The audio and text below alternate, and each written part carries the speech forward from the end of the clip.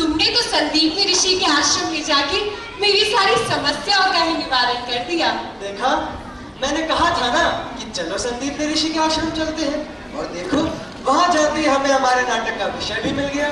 हाँ, श्री कृष्ण की इन लीलाओं के इस तत्व के विषय में मैं जानती तो थी, पर आज पता चला कि इन लीलाओं का कोई पारावार नहीं है। हाँ, तभी तो एक शिष्य और गुरु दोनों की ही भूमिका इन्होंने निभाई है। जब ये शिष्य थे तो सर्वश्रेष्ठ शिष्य थे, और जब ये गुरु बने तो जगत गुरु बने। तो अब तुम्हारी समस्या का निवारण तो हो गया और नाटक भी हो गया। अब दर्शकों से विदा लेते हैं। अरे ऐसे कैसे दर्शकों को भेज दे? हमारी भारतीय परंपरा है कि हम आए हुए अतिथियों को कुछ उपहार देकर ही वापस भेजते हैं, तो बिना कुछ दिए नहीं जाने देंगे। उत्तम विचार है, पर क्या देंगे ये भी सोचा है? क्योंकि तुम सोचते आधा अधूरा ही हो और उसे पूर्ण मुझे ही करना पड़ता है।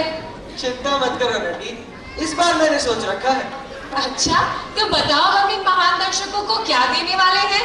देखो नटी, अगर हम अपने महान दर्शकों को कुछ सांसारिक वस्तु देंगे तो ये इनका अपमान होगा, इसलिए हम इन्हें कुछ आध्यात्मिक वस्तु देंगे।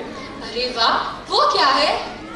ये सभी दर्शक जो अब तक श्री कृष्ण की लीलाओं के रूप माधुर्य का पान कर रहे थे, इससे इन्हें कुछ आध्यात्मिक लाभ भी मिलना चाहिए, क्योंकि वेद व्यास जी कह गए कि जो एक क्षण को भी श्री कृष्ण का चिंतन करता है उसके पाप नष्ट होते हैं, वह पुण्य बढ़ता है। पर पुण्य तो बढ़ गए ना? नहीं नटी, जब तक उन परम प्रभु की महाआरती नहीं करेंगे तब तक उनकी लीलाओं की मर्यादा पूर्ण नहीं होगी।